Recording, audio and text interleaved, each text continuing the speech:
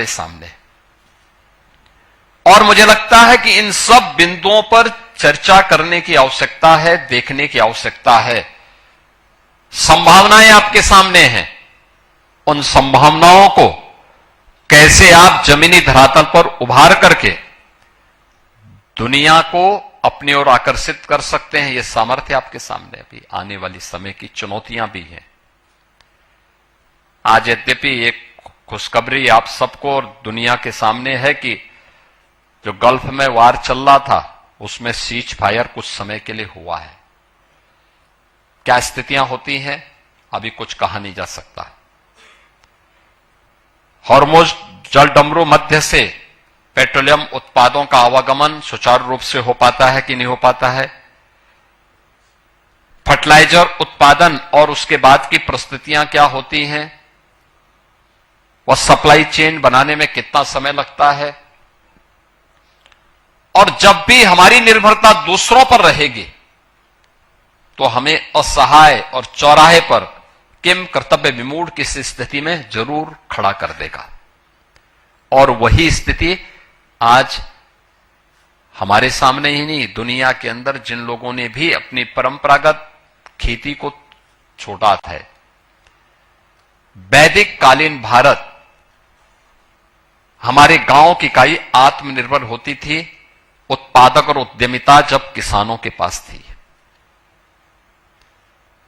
एक साजिश के तहत उस आत्मनिर्भर इकाई को ही भंग किया गया। आज गांव बदहाल है, पलायन है। हर व्यक्ति सरकार को कोसता तो है, लेकिन शासन की योजनाओं से जुड़ने में कोताही महसूस करता है। हमने कोई ऐसा इकोसिस्टम नहीं तैयार किया जो हर सम विषम परिस्थितियों में टॉप टू बॉटम प्रत्येक कड़ी को जोड़ते हुए उन चुनौती का सामना करने को अपने आप तैयार कर सके। और इसीलिए हर पक्ष अपने अपने उसको लेकर के काम करता तो है, लेकिन उसके परिणाम किस रूप में आने चाहिए, ये चुनौती होती है।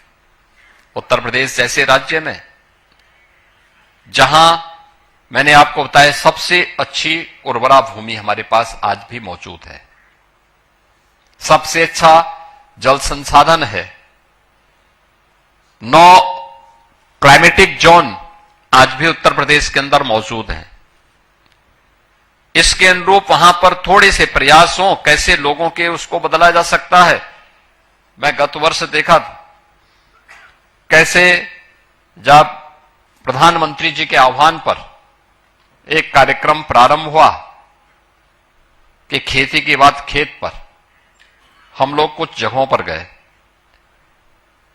ये मई जून का महीना रहा होगा और हम लोगों ने देखा कि वहां पे तीसरी फसल खड़ी थी किसान के खेत में।